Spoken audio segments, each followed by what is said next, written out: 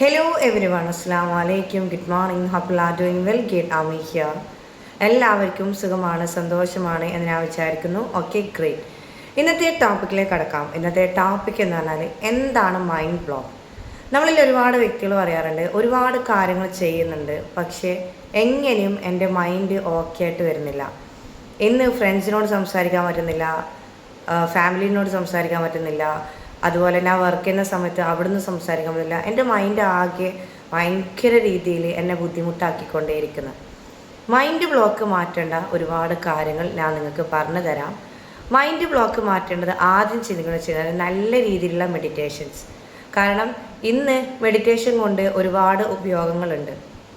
കാരണം നമ്മുടെ ലൈഫിൽ ഏറ്റവും കൂടുതൽ മിറാക്കിൾസ് വരുന്നത് ഈ ഒരു മെഡിറ്റേഷനാണ്. നല്ല കാമായിരുന്ന് നല്ല നല്ല രീതിയിലുള്ള മെഡിറ്റേറ്റ് ചെയ്യുക. രണ്ടാമത്തെ കാരണം വെച്ച് കഴിഞ്ഞാൽ ഞാൻ എപ്പോഴും നിങ്ങളോട് പറയുന്നതാണ് മോർ ഡ്രിങ്ക് വാട്ടർ. നമ്മൾ വെള്ളം എത്രമാത്രം കുടിക്കുന്നുണ്ടോ അത്രയും നമ്മളെ മൈൻഡ് ബ്ലോക്ക് മാറുന്നതാണ്. മൂന്നാമത്തെ കാരണം വെച്ചാൽ റൈറ്റ് ഡൗൺ അഫർമേഷൻ. കുഞ്ഞു കുഞ്ഞു കാര്യങ്ങളിൽ നമ്മൾ അഫർമേഷൻസ് എഴുതിക്കൊണ്ടേയിരിക്കാം.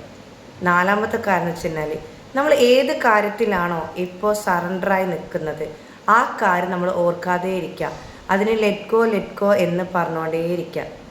ഇങ്ങനെ 4 ടിപ്സും നിങ്ങൾ കൃത്യമായിട്ട് ചെയ്യുന്നതാണെങ്കിൽ ഇതിനെന്തായാലും റിസൾട്ട് ഉണ്ടാവും. കാരണം മൈൻഡ് ബ്ലോക്ക് നമ്മുടെ ജീവിതത്തിലേക്ക് വന്നു കഴിഞ്ഞാൽ നമ്മൾ എവിടെയും നമ്മൾ എത്തൂല, അവിടെ സ്റ്റക്കായി നിന്നുകൊണ്ടേയിരിക്കും. മൈൻഡ് ബ്ലോക്ക് മാറ്റുന്നുവോ അന്ന് നിങ്ങളുടെ ജീവിതത്തിൽ അത്രയും ഹാപ്പി ആയിട്ട് പോകുന്നതായിരിക്കും.